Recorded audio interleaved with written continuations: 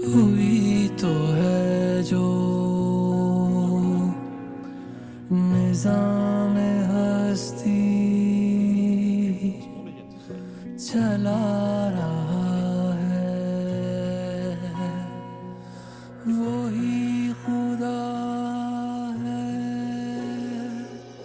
वही खुदा है. Hello and welcome to the park for this session on human cosmology and society. My name is Ali, and I have been holding these sessions from last couple of years in Mashta with Henrik and with the rest of you people, different people every time. But the subject itself is complex. The human cosmology is complex to a degree that not many of us necessarily understand the level of complexity we're living on. Unless we deep dive for a journey within to explore more and doing a root cause analysis of the fears, desires, and vibes we react to. What we react forms a behavior and eventually a society.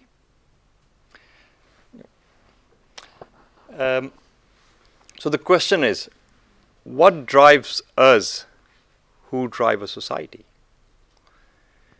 The human mind itself is given numerous thoughts constantly and consistently, where you have to make a conscious effort to pick from the right ones and build on them and let go the other ones. And that effort, and that human effort, eventually is an effort of a heart, or rather should I say, spiritual heart. Welcome. It's the hand.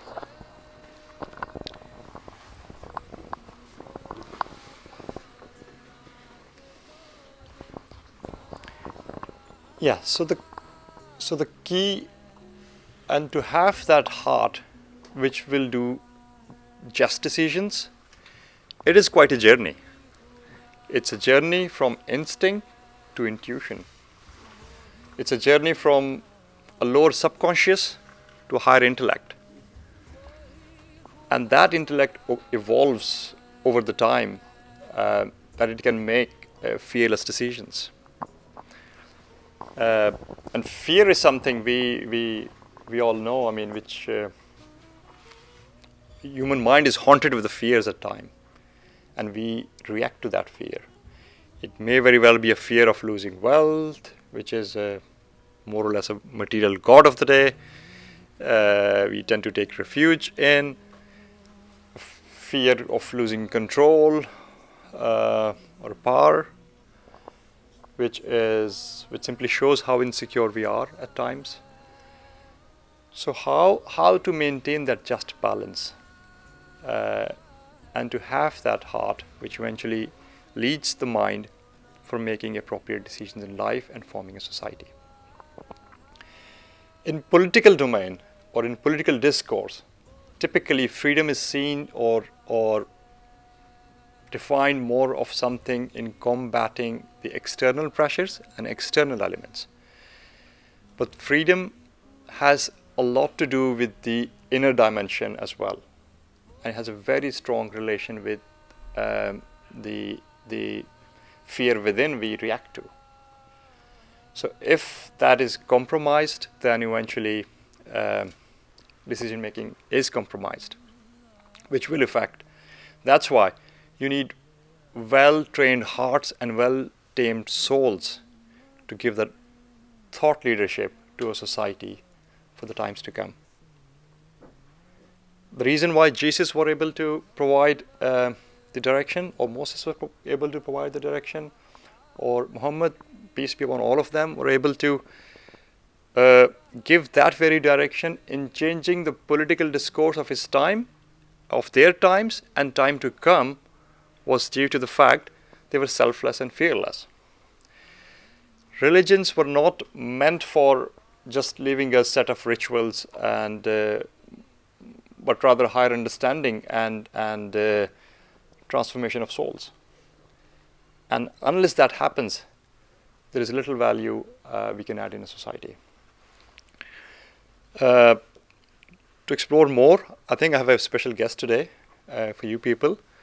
Muhammad Asim Harvi. He is a chairman of Sufi Study Center. There is an interesting PhD thesis done from across the Øresund Bridge in University of Copenhagen by Ida Sufi Metzin with the name Extremist of Love. When she traveled all the way down to Pakistan for meeting Asim Harvi in getting to understand this, what are the cosmological activities or activism which is affecting the politics of the time, or the sort of implication it will bring to the society. But before inviting Asim, I would love to introduce one more extremist of love, which has to travel all the way from the US, Patrick Otherly, and to join us in this journey. And thanks, gentlemen. Thanks all of you for coming in. And if you have questions, please feel free. We want this to be an interactive session and dialogue in the end. We'll, after the initial talk, I think we will go through the all the questions you may very well have, and we'll try to address them to the best we can. Thanks for the time and coming over. And over to you, gentlemen.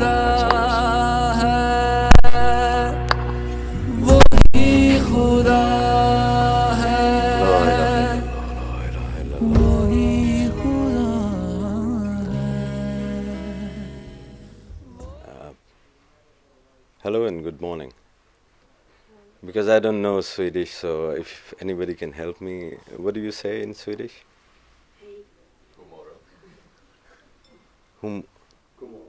Kumoro. Kumoro, everybody.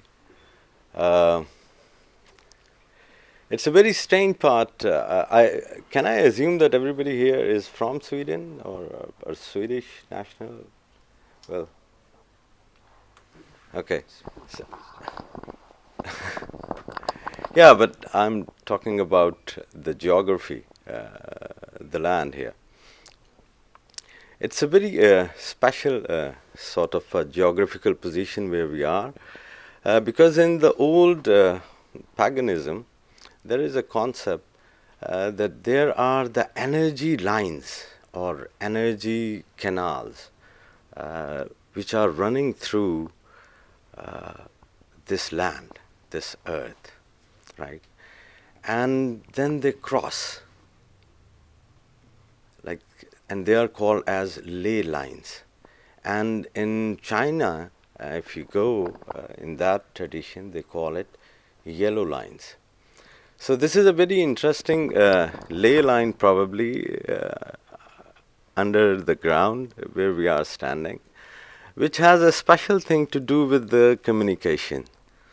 That's why probably this can be called as the birthplace of telecommunication. And I think that this is the best opportunity for a spiritual communication also.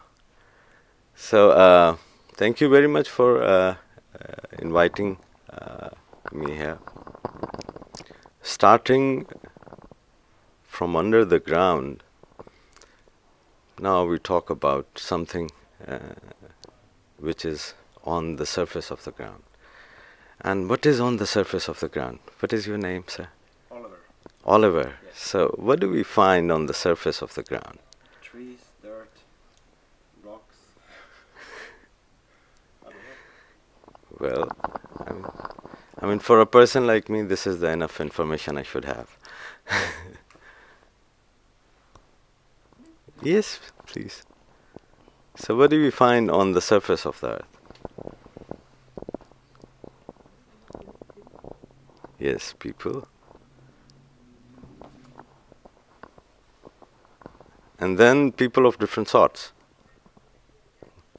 Then we find people in Sweden, then we find people, they call them Swedish, then we find the people who are living in the Norway and they call themselves Norwegian, and then separate, different identities.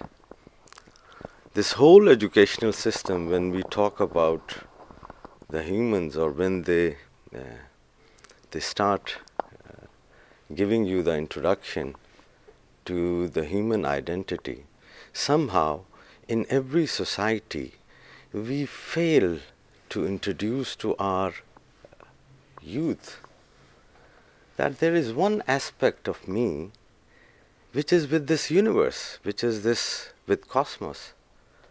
It's good that I'm Sweden.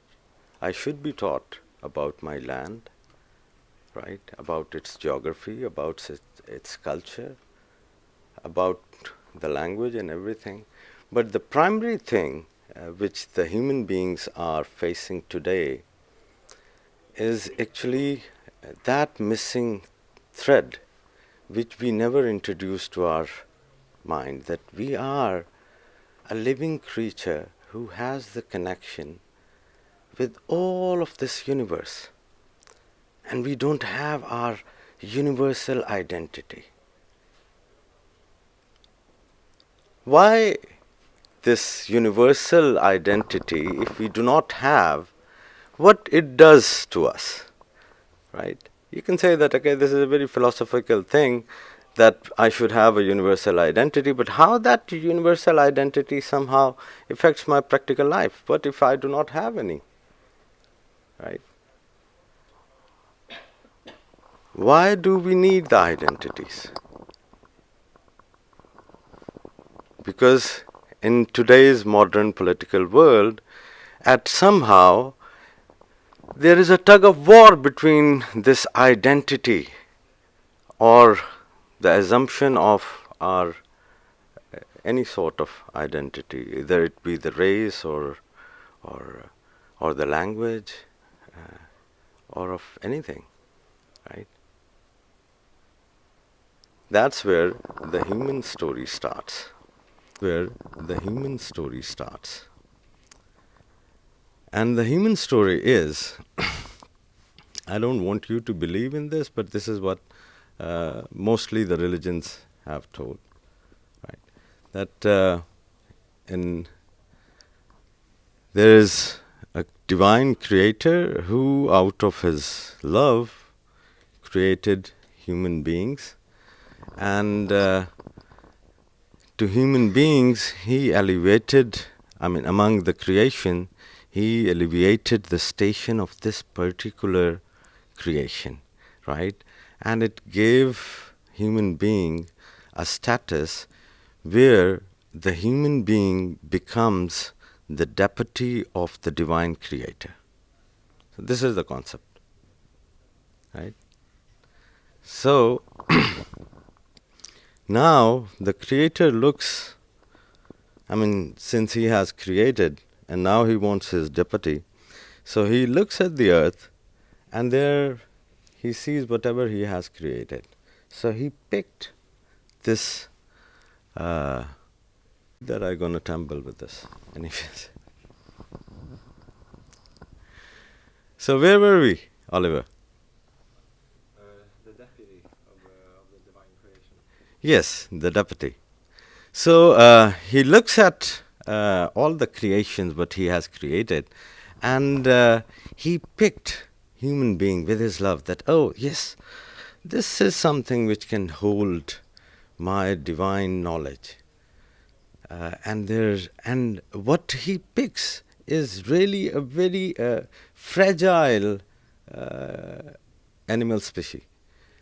We are the weakest of the animals with whom we share this planet Earth. So he picks that up, and there is a dialogue in the angels, right? Angels and the Creator are having a dialogue, and the angels, they refuse to understand the wisdom behind picking up a very weakest of the animal and then giving it the station that, okay, I am, that you have the potential to know me.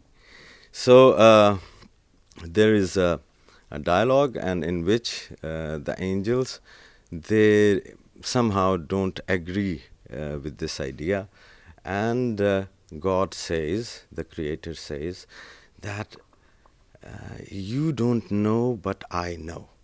And I have given him the complete knowledge of my attributes.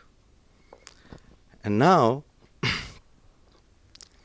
on this basis of knowledge, which has been given to the very essence of every human heart, and that very thing which makes you different from the other animal species.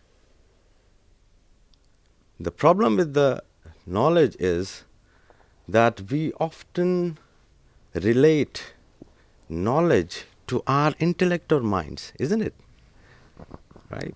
We think that this is our brain activity. This is how we think that our minds or our thought process have usually something or everything to be done here. In the Sufi or the spiritual perspective, the story is half truth, but it is not the full truth. Right? And according to them, the full truth is that because that knowledge was completely given at one time to every spirit, right?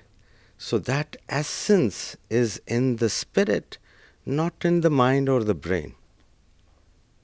And those minds or the brains which are aligned to the spirit, they get the maximum of the knowledge. So I would request all of you not to mix knowledge with the information. So knowledge and information are two different things. In modern times, there is another dilemma that human brains have been conditioned that the source of knowledge is books.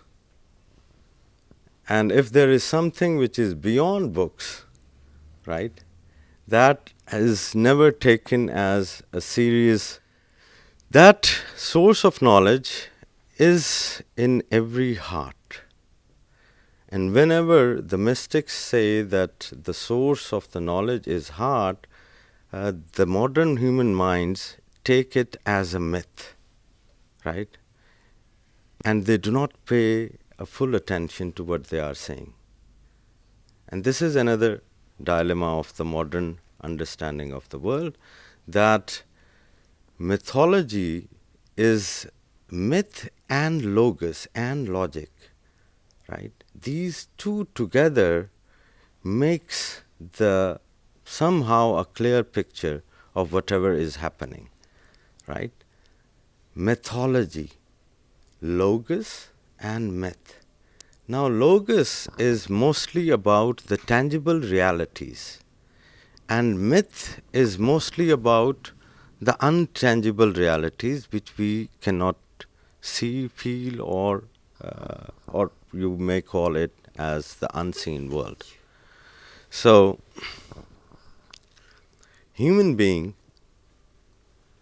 at the unseen level, right, is made up of three things, or we may call it combination of three things. First, it is that he is living on a physical realm of reality, my physiological shell, my this level of existence, right? And then this is seen part of me, and then there is a hidden part of me, my essence of life, which is timeless and spaceless, right? It is my essence, and it is the most uncomprehendable thing for me, right? I know that I am a body, right? But I cannot be satisfied with only this concept, right? And in somewhere, there is something which I also think that is my beyond body thing, But what that beyond body thing is, that I don't want to accept that, whatever it is.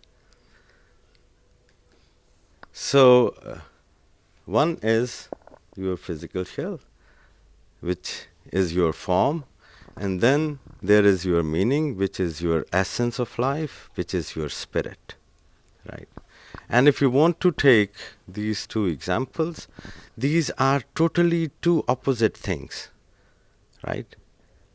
One is seen and one is unseen. One is touchable, other is very subtle, you cannot touch it. Nafs.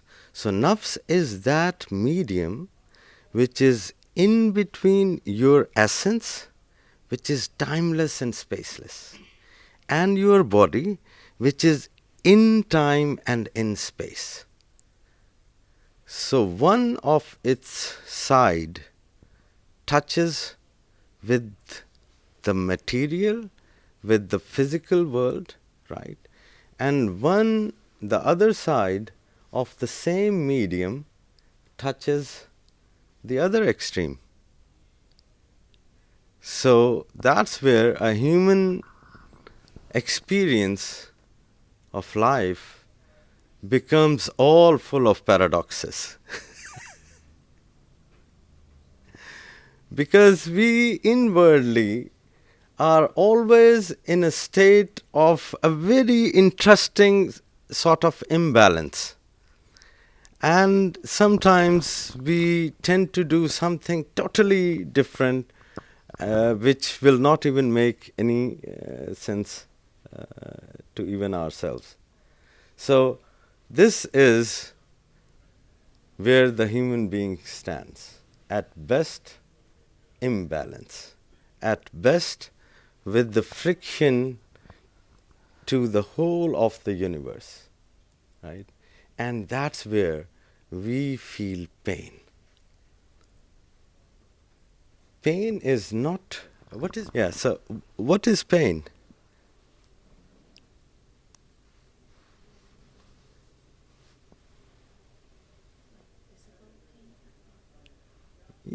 I mean, any sort of pain, physical pain, but what is pain? Suffering is the result of pain. A feeling, yes.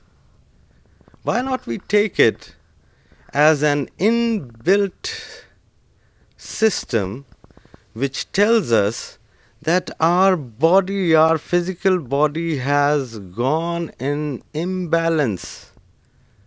There was a complete balance flow of neurons from my brain, or flow of blood cells through my veins, and all of a sudden something hurts me, and it creates an imbalance. And that imbalance is told to me, to my whole function, as a pain, right? And my whole body suffers with that pain. This is what pain is, right? And if there is a pain in the form, right, on my physical existence, there is a pain attached to every spirit also. We usually do not recognize that because we go through such paradoxes in our lives, and our minds are not in balance to have a break. There is a continuous flow of thoughts in the mind, which becomes a very hurdle to understand that humans' experience of life is out of time and out of space also. The story does not end where my one level of existence ends, right? If the story is in this format, that Sufis, they think, they believe that a human being is a microcosm, and this universe, or the reality which we are experiencing, is a macrocosm. So whatever is in universe or in the experience we are having, there is something which is within this microcosm which is also changing, right? So whatever you experience outwardly, somehow it is related to a very inward state of a human being. Society is a very abstract word. I have never met any society. Believe me, in my life, I have been to 86 countries, but I have never met any society. It is a very abstract thing. Uh, at the end, it is a human being, a very individual, that is the unit of the society. So, the best way, if I want to be in balance, right, can be beneficial in the outer world also. For example, if I am in balance, if I try to put my inner self in balance, that would be reflected in the society also. Right? I have an interconnection with all the universe. My spirit is continuously in a pain of separation, right? From its very beginning. I realize it, I don't realize it, right? I recognize it, I do not recognize it.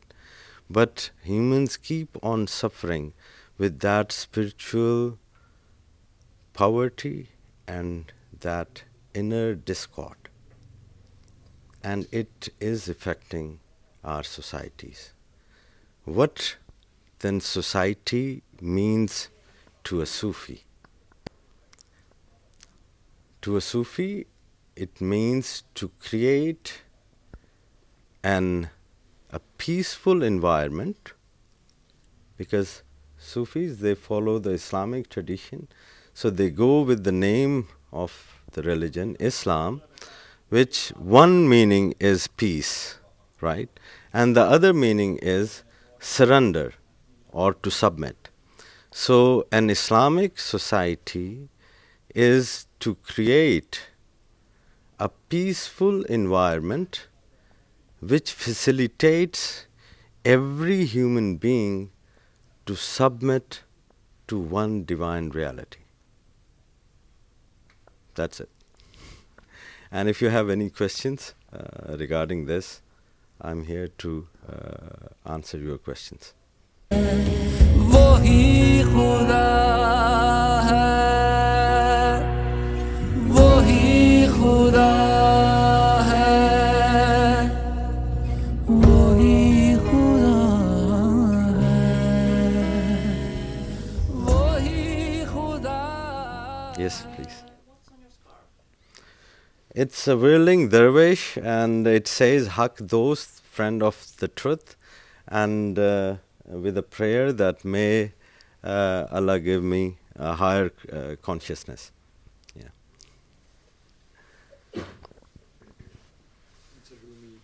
Yes.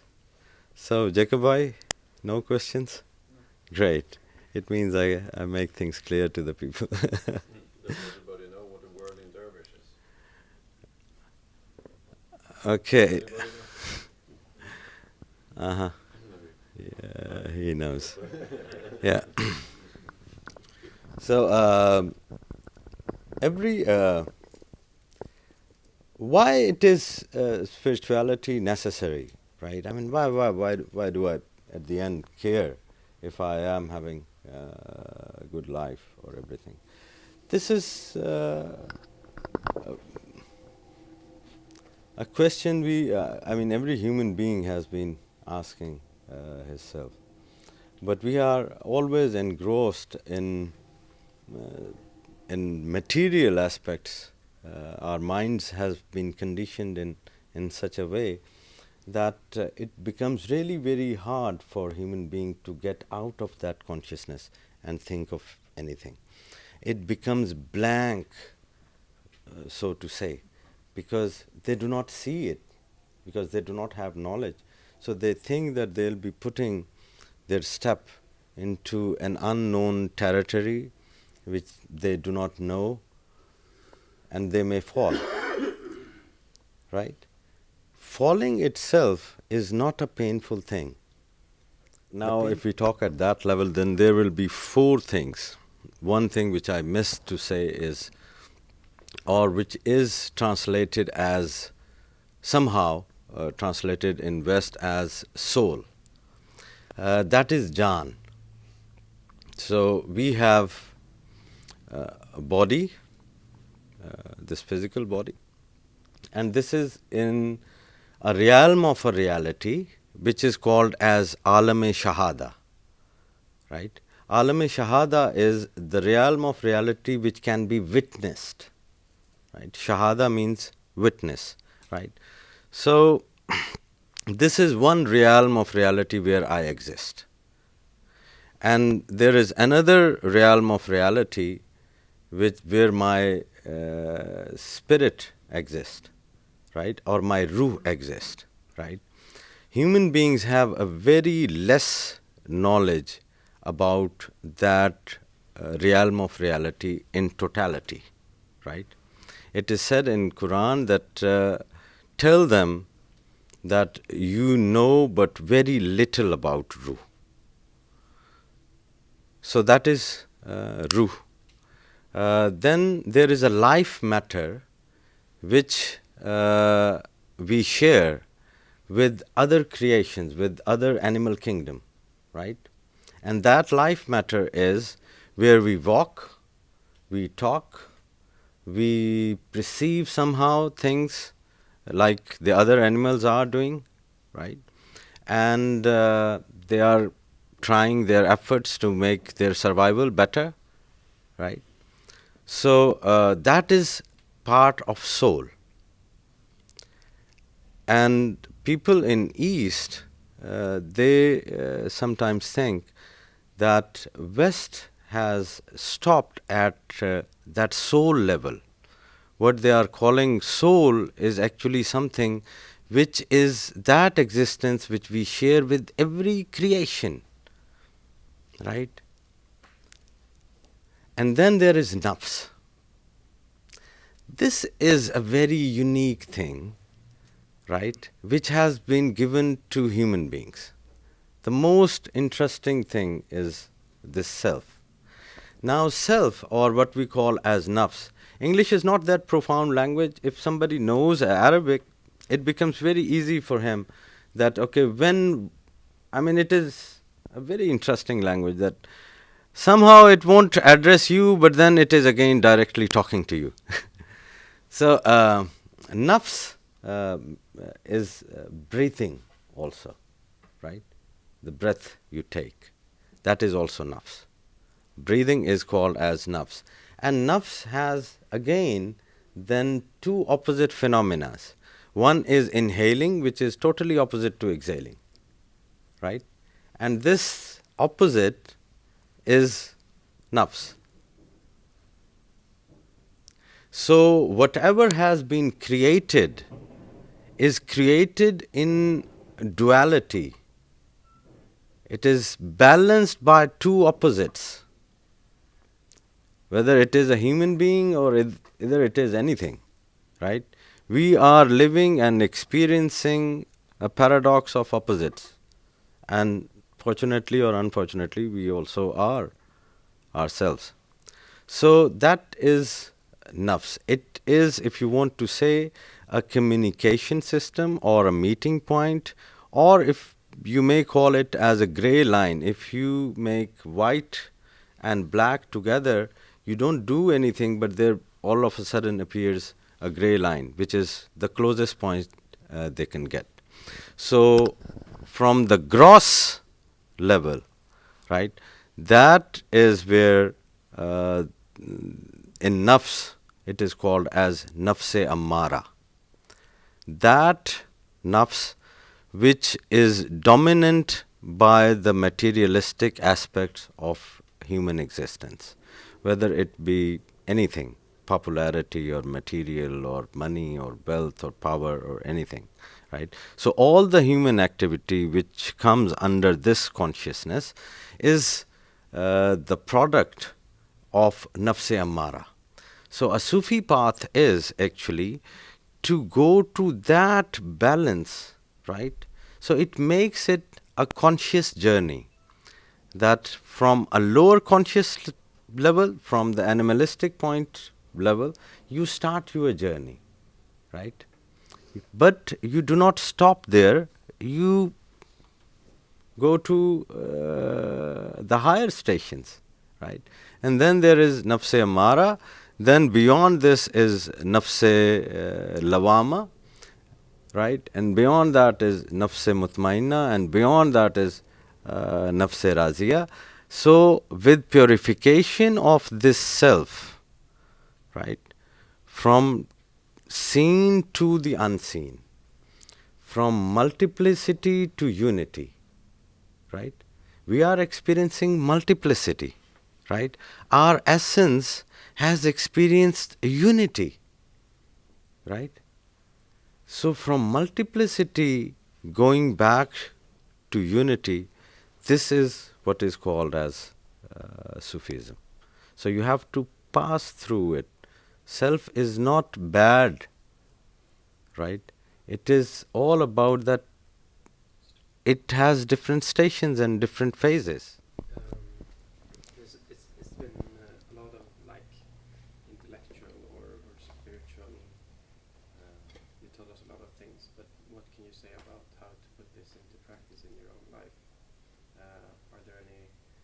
Is this just a way to think and view the world, or are there ways to incorporate this thinking into your own life through actions or the like? Thank you. Frankly, I didn't want to give this thing that, okay, a person in my attire here has come as a missionary and he's trying to sell some of a spiritual product. So that's why I didn't tell it. Product. So that's why I didn't tell it. In Sufi spirituality, there are different techniques. First and the foremost is that if you are taking on a new journey and if you want to take it as a path, there are two types of studies. One is study of Sufism, and it can be as study of anything, right? You can study the history of Sufism, you can study the philosophy of Sufism, and you can study the other works. That is study of Sufism, right? And then there is study in Sufism. Then study in Sufism is totally a different subject, right? And there the institution, right, should be your guru or some spiritual master, right, who can check and prescribe you the real thing which can work for you. It is not a curriculum based activity as such, because Sufis, they think that our lives are unique, right? They are unique as the fingerprints, right? But and same is with our life also. The life experience we have been given is very unique, and it is not given to anybody else.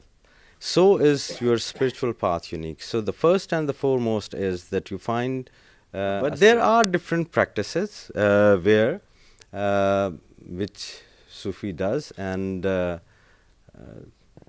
you asked about this whirling dervish. So this is the form of zikr, the remembrance, right? And we call it zikr, in which you invoke the attributes of Allah subhanahu wa ta'ala. And what are the attributes actually? Like these 99 names. First, I'll start with this, what we call as absolute zikr. Absolute zikr means the remembrance, the highest remembrance. and that is La ilaha illallah, that you might have heard. So Allah is Arabic word for God. So, and the Christians and the Jews in Middle East, they also use the word Allah for God, right? So La ilaha illallah, La means nothing, that there is nothing, and then there is illallah, that there is something. So it is in two parts. One is affirmation, that this is, and one is negation, that this isn't, right? So the Sufis look at this, that this is what the world is, like two opposites, be and not to be, right? And same is the composition with the name of Allah also. Allah has 5 words, alif, sounding like a, and then l, and then la, la, and at the end there is h, right? So al is affirming something. There can be Jacobs all around the world, but when I say al Jacob means this Jacob, right? And la means negation, that there is nothing. So from this world of opposites, from this al and la, this world of opposites, you go into ha. That is why you would find on the Sufis calligraphies or paintings more of the word ha, or they would say who. So who is actually going out of the multiplicity and entering into the unity. So La ilaha illallah and Allah.